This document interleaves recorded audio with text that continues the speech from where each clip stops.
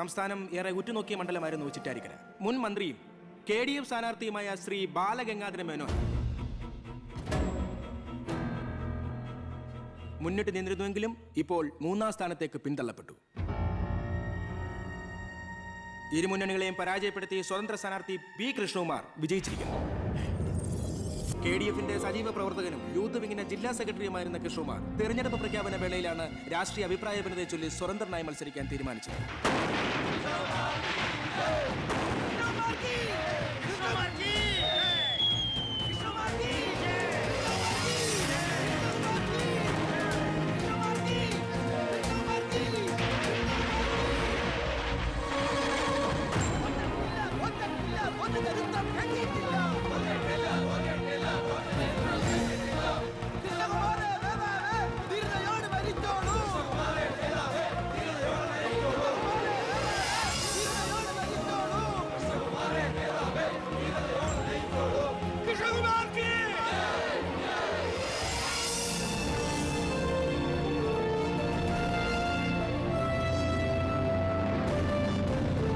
നമസ്കാരം. പ്രധാന വാർത്തകൾ. തെരഞ്ഞെടുപ്പ് ഫലം പൂർത്തിയായപ്പോൾ വ്യക്തമായ ഭൂരിപക്ഷം ആർക്കും ലഭിക്കാത്തതിനാൽ കേരള രാഷ്ട്രീയം അനിശ്ചിതത്വത്തിൽ. ഇരു മുന്നണികളും സജീവ ചർച്ചയിലാണ്. കഴിഞ്ഞ തവണ 100 സീറ്റ് നേടിയ മുന്നണിയാ, ഇത്തവണ അത് 70 സീറ്റിൽ ഒതുങ്ങി. അത് നിങ്ങളുടെ ഭരണത്തിന്റെ നേട്ടാ. അത് നിങ്ങൾ കാലുവാരി കൊണ്ട് സംഭവിച്ചതാ. ഇങ്ങനെ പരസ്പരം പഴിയാരാതെ ഇനി എന്ത് വേണമെന്നാണ് ആലോചിക്കേണ്ടത്. എന്തൊക്കെ പറഞ്ഞാലും മുഖ്യമന്ത്രി രാജിവെക്കണം. രാജിവെക്കാൻ ഇവിടെ ആരും മുഖ്യമന്ത്രി ആയിട്ടില്ലടോ.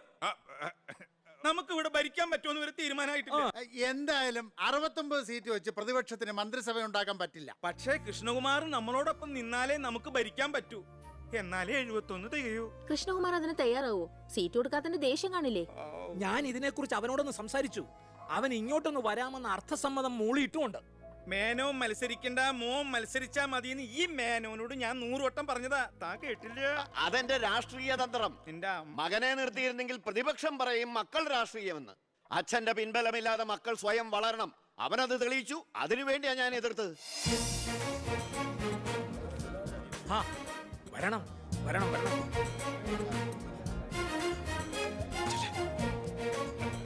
മിടുക്കൻ മിടുക്കൻ. എന്നോട് പിണക്കൊന്നുമില്ലല്ലോ. എന്തിന്? ഇത് പൊളിറ്റിക്സ് അല്ലേ? ഇവിടെ വേണ്ടത് സ്പോർട്സ്മാൻ സ്പിരിറ്റ് അല്ലേ? നീ ഇരിക്കടാ. അങ്ങോട്ടിരിക്കേ. വേണ്ട സാർ. കൃഷ്ണകുമാറിന്റെ പിന്തുണ ഞങ്ങൾക്ക് പ്രതീക്ഷിക്കാമല്ലോ അല്ലേ? ഞാൻ പിന്തുണച്ചാലേ KDFന് മന്ത്രിസഭ ഉണ്ടാക്കാൻ സാധിക്കുമെന്ന് എനിക്ക് നന്നായിട്ട് അറിയാം. ചെറുപ്പം മുതൽ പ്രവർത്തിച്ചു പോന്ന പ്രസ്ഥാനത്തിന്റെ കൂടെ നിൽക്കാൻ എനിക്ക് സന്തോഷമേ ഉള്ളൂ. പക്ഷെ ഒരു ഡിമാൻഡ് ഉണ്ട്. ആഭ്യന്തരം എനിക്ക് കിട്ടണം.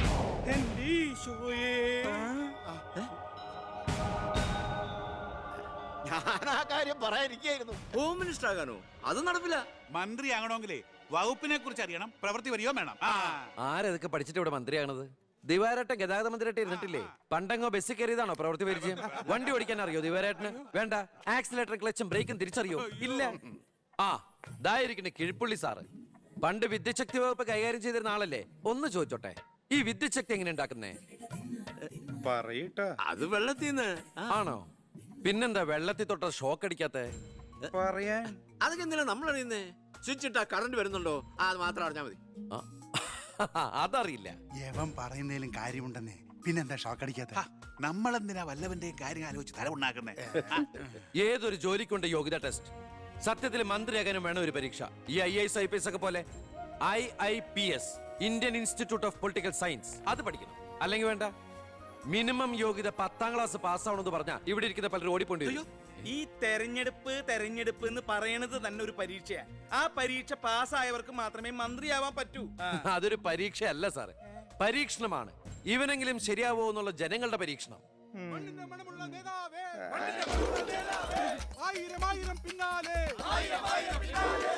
മതി.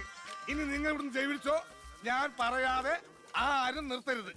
മണമുള്ള നേതാവേ, ആയിരം ആയിരം പിന്നാലെ. എന്തിനാ ഇങ്ങനെ ഓരോന്നിനെ സൃഷ്ടിക്കണേ? അപ്പൊ സാറേ, എന്റെ കക്ഷി മത്സരിച്ച 3 സീറ്റിലും ഞങ്ങൾ വിജയം കണ്ടെത്തി കഴിഞ്ഞു. ഇവരുന്ന മന്ത്രിസഭയിൽ ആഭ്യന്തരം തന്നെ പിടിക്കാനാണ് എന്റെ തീരുമാനം. എങ്കിലും ഞാൻ ഇറങ്ങാണ്. അയ്യോ പോകല്ലേ, നമുക്ക് ചർച്ച ചെയ്യാം. എന്റെ തീരുമാനത്തിൽ മാറ്റൂല. ഇല്ലെങ്കിൽ വീണ്ടും ഒരു ഇലക്ഷൻ നേരിടാൻ തയ്യാറാണ്. അല്ല, ഞാൻ പറയുന്നു കേക്ക്. തിരക്ക് വേണ്ട, നിങ്ങൾ സമയമെടുത്ത് ആലോചിച്ചിട്ട് മതി. എന്നെ ദേ പി- അവൻ പറഞ്ഞതിൽ ഒരു തെറ്റുമില്ല. ആഭ്യന്തരം അവന് തന്നെ കൊടുക്കണം. ദേ, ആഭ്യന്തരം വിട്ടിട്ട് കാലിരിക്കില്ല.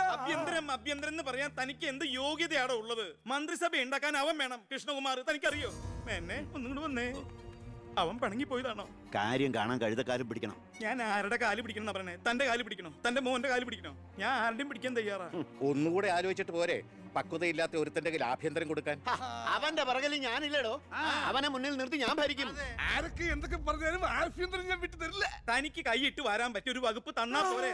തരാം. എങ്കിൽ വനം മതി, നമുക്ക് സാവധാനം വെളുപ്പിച്ചെടുക്കാം. അതിന് യോഗ്യതയിലൊന്നും മാത്രം ആരും പറയരുത്, കാരണം ഞാൻ കാടിന്റെ മകനാണ്.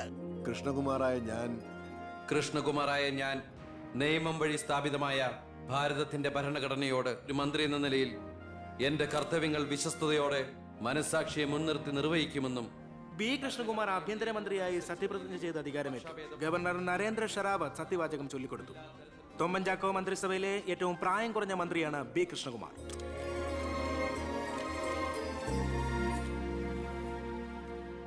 പുര കത്തുമ്പോൾ വാഴ വെട്ടുന്നു എന്ന രീതിയിലല്ലേ ഭൂരിപക്ഷം തികയ്ക്കാൻ ബുദ്ധിമുട്ടിയ KDF-ൽ നിന്നും നിങ്ങൾ ആഭ്യന്തരമന്ത്രി സ്ഥാനം വില പറഞ്ഞു വാങ്ങിച്ചത്? എനിക്ക് കിട്ടിയ അവസരവും ഉപയോഗിച്ചു എന്നുള്ളത് ശരിയാണ്.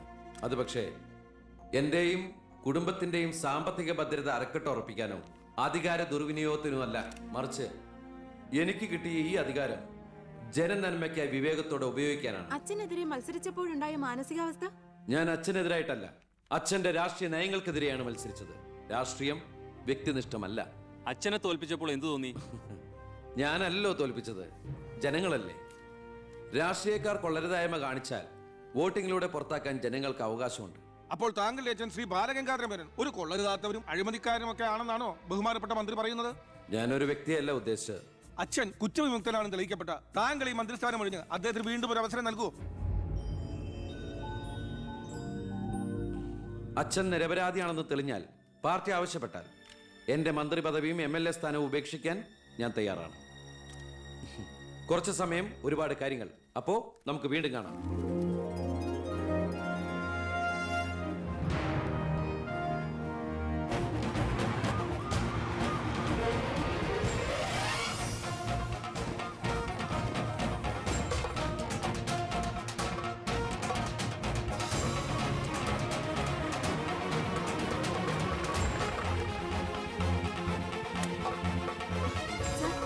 സോറി, ആവശ്യത്തിലേറെ ചോദ്യങ്ങൾക്കുള്ള ഉത്തരം ഞാൻ പറഞ്ഞു കഴിഞ്ഞു. ഇനിയും ആവർത്തിച്ചാൽ വെറും വാചക കസർത്ത് നടത്തുന്ന ഒരു ഹോം മിനിസ്റ്ററായി പോകും ഞാൻ. പ്ലീസ് പ്രവർത്തിച്ച് കാണിക്കാനുള്ള സാവകാശം തരൂ. അപ്പൊ പിന്നെ കാണാം. സർ, സാർ പറഞ്ഞില്ലേ കറപ്ഷൻ ഇല്ലാത്ത officers? DYSP Anantharaghavan sir, SI Prathap Varma sir. Please come. നമസ്കാരം sir. Excuse me sir. Sir, ഈ മന്ത്രിസഭ കാലാവധി പൂർത്തിയാക്കൂ. ക്യാബിനറ്റ് മീറ്റിംഗ് കഴിഞ്ഞിട്ട് പറയാം. 5 കൊല്ലം ഞാൻ ഇവിടെ ഉണ്ട്. മീറ്റിംഗ് കഴിഞ്ഞിട്ട് പറയാം. മീറ്റിംഗ് കഴിഞ്ഞിട്ട് പറയാന്ന് പറഞ്ഞില്ലേ? എന്റെ പേഴ്സണൽ പ്രൊട്ടക്ഷൻ വിങ് എന്ന പേരിൽ സാറും സാറിന്റെ ഗ്രൂപ്പും എന്നോടൊപ്പം ഉണ്ടാവണം സർ. അത് പക്ഷെ എന്നെ പ്രൊട്ടക്ട് ചെയ്യാൻ വേണ്ടിയിട്ടല്ല, ഈ നാടിനെ പ്രൊട്ടക്ട് ചെയ്യാൻ എനിക്ക് നിങ്ങൾ ആവശ്യമാണ്. എന്നെക്കാൾ ഉയർന്ന റാങ്കുള്ള എനിക്ക് കമ്മ്യൂണിക്കേറ്റ് ചെയ്യാൻ എളുപ്പം സാറുമായിട്ട്. പണ്ട് ലാത്തി ചാർജുകൾക്കിടയിൽ സാർ പലവട്ടം എന്നെ ലാത്തിയുമായിട്ട് പരിചയപ്പെട്ടിട്ടില്ലേ സാർ? അതല്ല സർ, പിന്നെന്താ സാർ? ഒരു റിക്വസ്റ്റ് ഉണ്ട്. യെസ്. സാർ ഇനി എന്നെ സാറേന്ന് വിളിക്കരുത്. ഒരു മന്ത്രിയായെന്ന് കരുതി പെട്ടെന്ന് അപ്പനെ കയറി അവസരപ്പെട്ടാന്ന് വിളിക്കാൻ പറ്റുമോ? ഞാൻ സാറേന്ന് വിളിച്ച് ശീലിച്ചു പോയി. നാവ് അങ്ങനെ വഴങ്ങും സാറേ. Good morning. അയ്യർ സാർ, ഇവരുടെ പുതിയ പോസ്റ്റിംഗിന്റെ കാര്യം ഞാൻ DGയോട് ഇൻഫോം ചെയ്തിട്ടുണ്ട്. Please take necessary steps. Okay, sir. Okay. Sure, sir. Hello, ഞാൻ പൗത്രനാ. നിന്റെ സത്യപ്രതിജ്ഞ ഞാൻ TV-യിൽ കണ്ടു. ഒരു യുവാവ് ഹോം മിനിസ്റ്റർ ആയിട്ട് നീ ശരിക്കും ഷൈൻ ചെയ്ത് കേട്ടോ. ആരുടെയെങ്കിലും മുമ്പിൽ ഷൈൻ ചെയ്യണമെന്ന ഉദ്ദേശത്തോടെയല്ല ഞാൻ മന്ത്രിയായത്.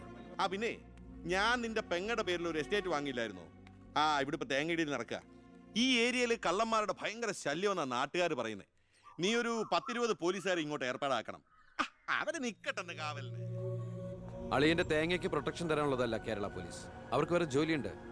മിസ്റ്റർ പൗത്രന് വേറെ എന്തെങ്കിലും പറയാനുണ്ടോ?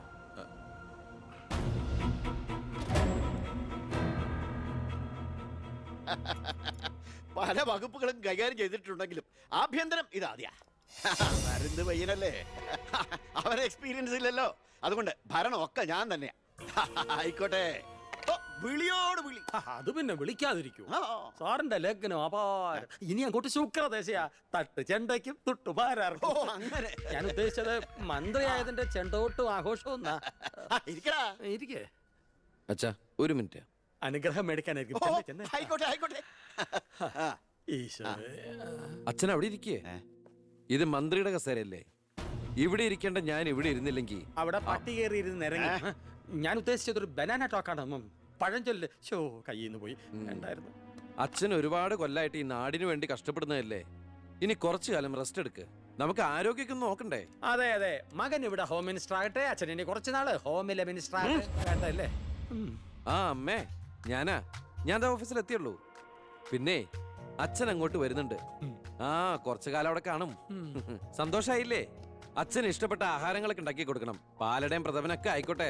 വേണമെങ്കിൽ വീട്ടിൽ ഒരു ATM കൗണ്ടർ ഞങ്ങൾ ഏർപ്പാടാക്കി തരാം. ATM? അതെ, എനി ടൈം മദ്യം ചുമ്മാ അടിച്ച് വീലായിട്ട് വാള് വെച്ചോട്ടെ സാർ. ഇനിയിപ്പോ ആര് ചോദിക്കാൻ? എന്തിനാ സാർ എന്ന് സമയം കളയുന്നത്? ഇപ്പൊ പോയ സന്ധിക്കുമ്പോ വീട്ടിലെത്താം. ഇവിടെ ഞങ്ങൾക്ക് 100 കൂട്ടം പണികളുണ്ടെന്നേ. അച്ഛനോട് നിന്നാലേ നമ്മുടെ പണി നടക്കത്തില്ല.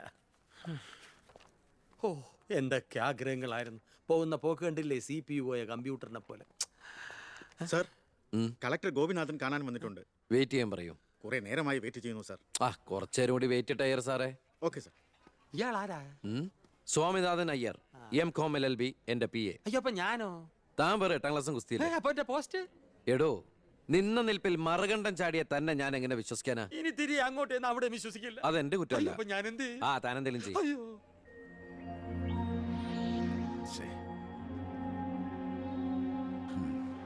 Hello mister Gopinath. ഹായ്. താനെന്താണ് ഇവിടെ? Hey minister. Oh I am sorry. തന്റെ ബ്രദറിലോ ആണല്ലോ ഹോം മിനിസ്റ്റർ. എടോ, താൻ ഇവിടെ കളക്ടറായിട്ട് 3 വർഷം തയ്യാറായില്ലേ? ദൂരത്തേക്ക് ഒരു ട്രാൻസ്ഫർ വരും മുമ്പ് ഇവിടെ തന്നെ ട്രൈ ചെയ്തൂടെ ഹോം സെക്രട്ടറി ആയിട്ട്? സത്യത്തിൽ ഞാൻ അതിനുവേണ്ടി തന്നെ വന്നത്. പക്ഷെ അളിയനകത്ത് ഭയങ്കര തിരക്ക്. Anyway okay then, best of luck. Thank you. കഷ്ടം. മണിക്കൂർ 2 ഞാൻ കാത്തു നിൽക്കുന്നേ. എന്തൊരു തിരക്കായിരുന്നളിയാ. കേറിയപ്പോ തന്നെ ഇങ്ങനെ അളിയെ ഫയലിലേ ഒരു അളിയനും അച്ചമ്മയ്ക്കും വീട്ടില്. ഇത് ഹോം മിനിസ്റ്ററുടെ ഓഫീസാണ്. Call me sir. അങ്ങനെ വിളിക്കണമെന്ന് ഞാൻ പറയില്ല സർ. എന്തായാലും വിളിച്ചു പോയില്ലേ, ശീലായിക്കോട്ടെ. കണ്ടിന്യൂ ചെയ്തോളൂ. Anything official? No sir. Official meeting with the collector scheduled at tomorrow 10:30 AM. Okay, so see you tomorrow. Sir. സാറിന്റെ അമ്മായച്ചനല്ല ഇപ്പൊ മന്ത്രി, അളിയനാ. അളിയനാള് സ്ട്രെയിറ്റാ, വെള്ളച്ചിലൊന്നും നടക്കുകയല്ല. എനിക്കിട്ടും കിട്ടി തട്ട്. വിട്ടോ എന്തൊരു സ്ട്രിക്റ്റ്.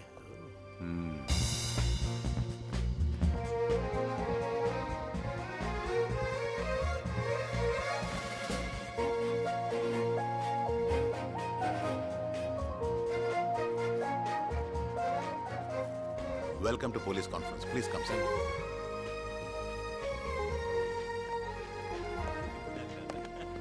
അളിയനെത്തി.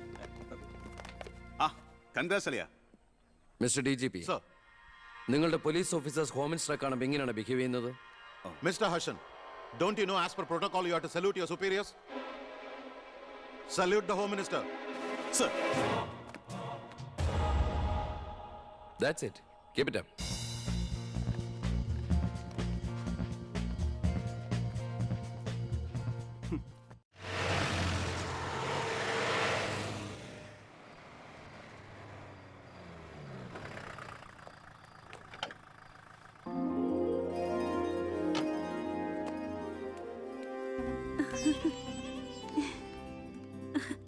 ഏട്ടാ, അമ്മേ, എന്താടി?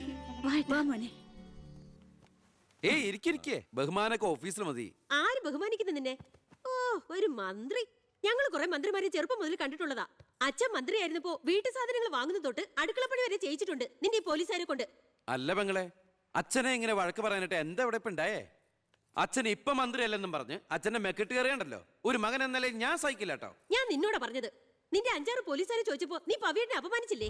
ഓ, റൂട്ട് അങ്ങോട്ടാണോ? എന്നാ നീ ഒന്നോർത്തോ, തുമ്മിയ തെറിക്കുന്ന മൂക്ക നിന്റെ ഈ മന്ത്രിക്കുപ്പായം. പക്ഷെ പവിയേട്ടൻ എന്നും കാണും ഈ IPS പദവി. എന്റെ പെങ്ങളെ, ഏത് കൊമ്പത്ത് IPS കാരനായാലും ഒരു മന്ത്രിയെ കണ്ടാ ദാ ഇങ്ങനെ നിക്കണം. അതാണ് കുഴപ്പം. സംശയം ഉണ്ടെങ്കിൽ ASP എളിയനോട് ചോദിച്ചോക്ക്. എന്റെ പവിയളിയാ, പെങ്ങൾക്ക് ഈയിടെയായിട്ട് പൊതുവിജ്ഞാനം വളരെ വളരെ കുറവായിട്ട് വന്നോ? ആ, എവിടെയായിരുന്നു? ഞാൻ നിന്നോട് 2 ചോദിക്കണമെന്ന് വിചാരിച്ചിരിക്കായിരുന്നു. എന്റെ ഭർത്താവ് നിന്നെ സാറേന്ന് വിളിക്കണം അല്ലേടാ? അയ്യയ്യേ എന്താ അളിയന്മാരൊക്കെ ഇങ്ങനെ കൊച്ചുകുട്ടികളെ പോലെ ചീപ്പാവണേ? ഇതൊക്കെ വീട്ടിൽ വന്ന ഭാര്യമാരോട് പറഞ്ഞ അതിന്റെ മോശം നിങ്ങൾക്കല്ലേ അളിയന്മാരെ? എന്താ എസ്പെളിയാ? ഞാനൊന്നും പറഞ്ഞിട്ടില്ല. അശ്ശോ, ഇപ്പൊ തന്നെ ഇവിടെ എല്ലാരും മനസ്സിലാക്കില്ല അവിടെയും എന്തൊരു കഥയുണ്ടെന്ന്. അല്ല, എന്റെ പെങ്ങന്മാരാണോ അളിയന്മാരാണോ ഇവിടെ പെണ്ണുങ്ങള്?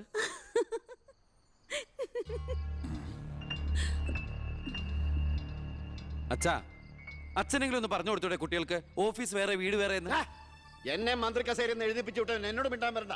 ഞാനല്ലോ എഴുന്നേപ്പിച്ചു വിട്ടത്, ജനങ്ങളല്ലേ. അച്ഛൻ ഇനിയെങ്കിലും മനസ്സിലാക്കണം പൊതുജനം കഴുതയല്ലെന്ന്. അതെങ്ങനെയുണ്ട് അളിയന്മാരെ? എല്ലാരും പോവാണോ? നീ ഉച്ചയ്ക്ക് ഊണ് കഴിക്കാൻ വരുമെന്ന് കരുതി നിനക്ക് ഇഷ്ടപ്പെട്ട പാൽപ്പായസം വരെ ഞാൻ ഉണ്ടാക്കി. അമ്മയ്ക്ക് അറിഞ്ഞൂടെ അമ്മേ മന്ത്രിമാരുടെ തിരക്കൊക്കെ? നീ ഇരിക്കെ. അതെ, ഇവിടെ ഇരുന്നാൽ എനിക്ക് ഇങ്ങോട്ട് ഇറങ്ങൂല്ല അമ്മേ. ഇനി ഞാൻ ഇന്ത്യൻ പ്രധാനമന്ത്രി ആയാലും എനിക്ക് അടുക്കളയിൽ ഇരുന്നാലേ ഇറങ്ങും. അതിന്റെ സ്വാദം വേറെ തന്നെയാ. അമ്മ ഇങ്ങോട്ട് വന്നേ. ഇവന്റെ ഒരു കാര്യം. അതെ, ഇവിടെ എല്ലാവരും ചേർന്ന് ഏട്ടനെ പുഴുങ്ങി തിന്നാൻ നോക്കി നിൽക്കായിരുന്നു. എല്ലാം വാല് മടക്കിയത് കണ്ടില്ലേ? കാലക്കേട്ട കലക്കണുണ്ട്. ഈ കഞ്ഞിയില് പയറും ചമ്മന്തിയൊക്കെ കൂടിയിട്ട് കൈയിട്ട് ഇങ്ങനെ കലക്കി എന്തോ സാധനം അറിയോ? കുറച്ച് വേണം. മീനു, വേറെ കഞ്ഞി വിളിക്കുന്നു. തമാശ അമ്മ. എത്ര നേരം അവിടെ നിന്നെ വിളിച്ചു പോകുന്നു? എന്താടി ചെവിയേട്ടൂടാ നിനക്ക്? നിന്റെ ആങ്ങളെ കൂട്ടാനോ അയാളുടെ പുളിച്ച കോമാളിത്തരം കേട്ട് പൊട്ടിച്ചിരിക്കാനല്ലോ നിനക്ക് നേരം? നിന്റെ രണ്ട് ചേച്ചിമാരെ കണ്ട് പഠിക്കടി. അവര് ഭർത്താക്കന്മാരെ ശരണം പറഞ്ഞ് ജീവിക്കുന്ന കണ്ടില്ലേ? അതെങ്ങനെയാ? കണ്ണി കണ്ടവരോടൊപ്പം കറങ്ങി നടന്നൊരു വിഴുപ്പിനല്ലേ എന്റെ അല്ലെ കെട്ടിവെച്ചത്? കൊന്നുകളയും ഞാൻ. അറിയില്ല നിനക്കെന്നെ. എന്റെ മനസ്സാരെങ്കിലും വേദനിപ്പിച്ച അത് ഞാൻ നിന്നോട് തീർക്കും. അളിയ, ഒരു മിനിറ്റ് ഒന്നും വന്നേ. ഞാനെന്തോ പറയണോന്ന് വിചാരിച്ചല്ലോ. കഞ്ഞി കുടിച്ചോണ്ടിരിക്കും. എനിക്കെന്തേലും ദേഷ്യം തോന്നിയ, വിഷമം തോന്നിയ ഞാനത് നേരിട്ട് തീർക്കും. മേലാൽ ഇത് ആവർത്തിക്കരുത്. എന്താടാ അവിടെ ഒരു ശബ്ദം കേട്ടത്? വിഷു ഒക്കെ ആവാറായില്ല അമ്മ. ഞങ്ങൾ വെറുതെ പടക്കം പൊട്ടിച്ച് കളിച്ചാ. ഗുഡ് നൈറ്റ് അളിയ. അമ്മ ചെന്ന് കഞ്ഞി കുടിക്കേ.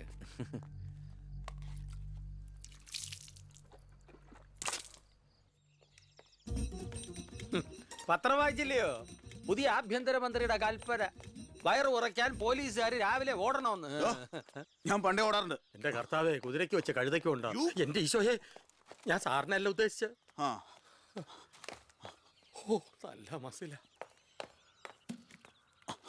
അളിയ, ഒരു മിനിറ്റ്. അയ്യോ, അതിനല്ല. എന്ത് ചെയ്യാനാ? നിങ്ങളുടെയൊക്കെ കഷ്ടകാലത്തിന് ഞാൻ ഇവിടുത്തെ ആഭ്യന്തരമന്ത്രിയായി പോയി അല്ലേ അളിയ? അളിയൻ ഇനിയും ഡ്യൂട്ടിക്കിടയിൽ എന്നെ കാണേണ്ടി വരും. എന്നെ സല്യൂട്ട് ചെയ്യേണ്ടിയും വരും. തെറ്റ് കണ്ട ഞാൻ എന്തെങ്കിലും പറയുകയും ചെയ്യും. ആ അരിശം മുഴുവൻ അളിയ വന്ന് പെങ്ങളെടുത്ത് തീർക്കും. അത് കണ്ട ഞാൻ തിരിച്ചടിക്കും. അങ്ങനെ അടിയും തിരിച്ചടിയൊക്കെ ആയിട്ട് പോണ്ടതാണോ അളിയ നമ്മുടെ ഈ മാതൃകാ കുടുംബം? ഒന്നുമില്ലെങ്കിലും നമ്മൾ അളിയനും അല്ലേ അളിയ? അതുകൊണ്ട് ഞാൻ ഇരുത്തി ചിന്തിച്ചൊരു തീരുമാനം എടുത്തു. സെൻട്രൽ ഹോം ഡിപ്പാർട്ട്മെന്റിലേക്ക് അളിയനൊരു ട്രാൻസ്ഫർ ഓൺ ഡെപ്യൂട്ടേഷൻ. ഓർഡർ. നാളെ തന്നെ ജോയിൻ ചെയ്യണം. All the best. എങ്ങോട്ട്? ബീഹാറിലേക്ക്. ബീഹാറിലേക്കോ? ബീഹാർ ബെസ്റ്റ് സ്ഥലമാണ് അളിയ. നോ, എനിക്ക് പറ്റില്ല. നിനക്കെന്നെ ശരിക്കും അറിയില്ല. എന്താ അളിയ ഇങ്ങനെ ചില തെണ്ടി പിള്ളേരെ പോലെ? ഇത് ഗവൺമെന്റ് ഓർഡർ അല്ലേ? അത് ഹോം മിനിസ്റ്റർ നേരിട്ട് തരുന്നത്. അനുസരിച്ചേ പറ്റൂ. എന്താ ഇവിടെ? ASP അളിയനെ മന്ത്രി അളിയൻ ബീഹാറിലോട്ട് തട്ടി. മന്ത്രിയുടെ ഭരണപരിഷ്കാരങ്ങൾ കുടുംബത്തും. ബീഹാറിലേക്കോ? ബീഹാർ ബെസ്റ്റ് സ്ഥലമാണമ്മേ. അല്ല, ഈ ബീഹാർ എന്ന് പറയുമ്പോ എടീ, ബീഹാർ ഗംഭീര സ്ഥലാ. നീ വിഷമിക്കണ്ട, നീ പതുക്കെ പോയാ മതി. പേടിക്കാനൊന്നുമില്ല സാറേ. അവിടെ ചെന്ന് ലല്ലു പ്രസാദുമായി ഒരു ടൈപ്പ് ഉണ്ടാക്കിയാൽ കുശാലല്ലേ കുശാൽ. അയ്യോ ചേടാ, കുടുംബത്തൊരു മന്ത്രി ഉണ്ടായാൽ അതുകൊണ്ട് ഗുണം ഉണ്ടാകേണ്ടത് കുടുംബക്കാർ. ഇതിപ്പോ അളിയന് വേണോ ഗുണം? അളിയന് ഈ ചിറാപ്പുഞ്ചി എങ്ങനെയാ? ചിറാപ്പുഞ്ചി? ചിറാപ്പുഞ്ചി ബെസ്റ്റ് സ്ഥലമാണ് അളിയ. അവിടെ IAS കാർക്ക് എന്താ ഡിമാൻഡ് എന്നറിയോ? നമുക്കൊരു കൈ നോക്കിയാലോ? നീ ബ്രേക്ക്ഫാസ്റ്റ് അമ്മ പേടിച്ചു പോയോ? നമുക്ക് അച്ഛനെ നാഗാലാൻഡിലേക്ക് തട്ടിയാലോ?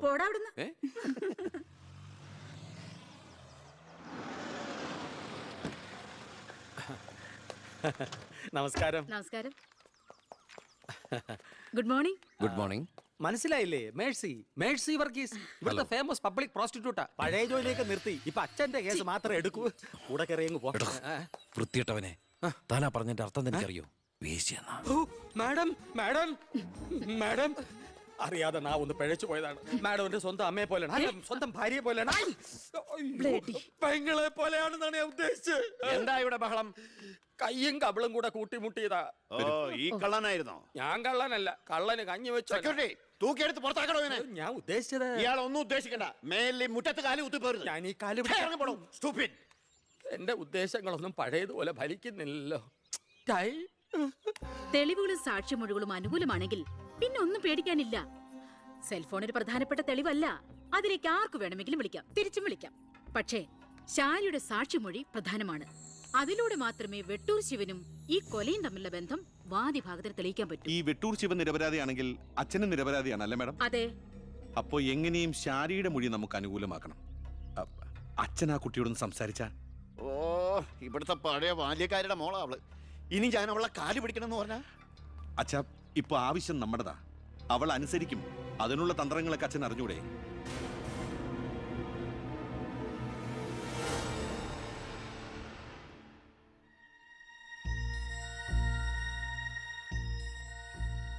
കുറെ നാളായി ഞാൻ വിചാരിക്കുന്നു ഇങ്ങോട്ടൊക്കെ ഒന്ന് ഇറങ്ങണം എന്ന്. സത്യം പറഞ്ഞ സമയം കിട്ടാറില്ല. അല്ല, ഇവളെങ്ങനെ നിർത്തിയാ മതിയോ? കെട്ടിച്ചുടണ്ടേ? അതിന് കല്യാണ ചെലവൊക്കെ ഞാൻ ഏറ്റവും പറ്റിയ പയ്യനെയും കണ്ടെത്താം. നമുക്കിത് ഗംഭീരമാക്കണം, ഒരു ഉത്സവം പോലെ. ഗോപാലപിള്ള സാറിനെ എനിക്ക് മറക്കാൻ പറ്റുമോ? എന്നെ രാഷ്ട്രീയത്തിലേക്ക് കൈപിടിച്ച് കയറ്റിയ രാഷ്ട്രീയ ഗുരുവാണ് നിന്റെ മുത്തച്ഛൻ. മരിക്കാൻ കിടക്കുമ്പോ ഞാൻ അദ്ദേഹത്തിന് കൊടുത്ത വാക്കാ, ഈ കുടുംബം അനാഥാകില്ലെന്ന്. എന്നാ ഞാൻ ഇറങ്ങട്ടെ. ഞാൻ എന്തോ മറന്നല്ലോ. മോളെ, പിന്നെ മോൾക്കറിയാമല്ലോ, നിരപരാധിയായ എന്നെ ഒരു കേസിൽപ്പെടുത്തിയ വിവരം. ആ പ്രതിക്കെതിരെയുള്ള മോളുടെ മൊഴി അതൊന്നും മാറ്റി പറയണം. ഞാൻ സത്യം പറയൂ. എന്റെ മുന്നിൽ വെച്ച് നടന്ന കൊലപാതകത്തിന് കൂട്ടു നിൽക്കാൻ എന്നെ കിട്ടില്ല.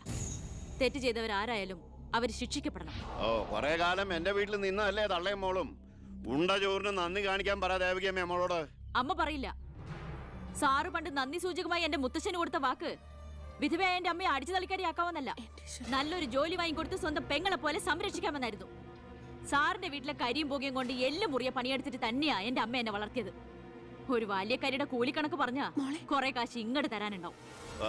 ഞാഞ്ഞൂളിനും പത്തി കൊള്ളാം. നീയൊക്കെ മാനം മര്യാദയായിട്ട് ജീവിക്കുന്ന എനിക്കൊന്ന് കാണണം.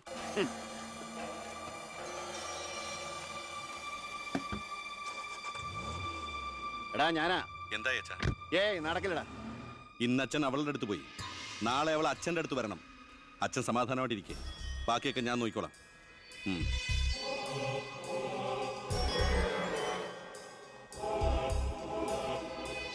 ഞാനാ. പേര് ശാരിക, കോട്ടപ്പുറം സ്കൂളിലെ ടീച്ചറാ.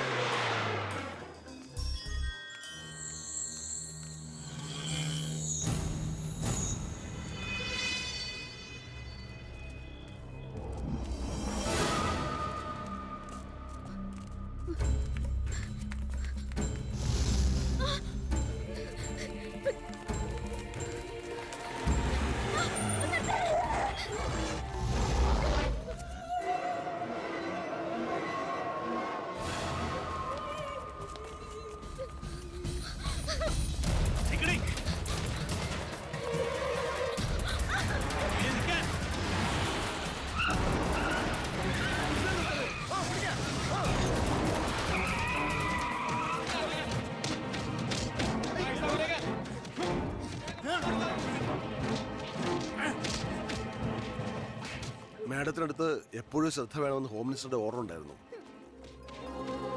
വരട്ടെ. പിടിച്ചു കയറ്റില്ല.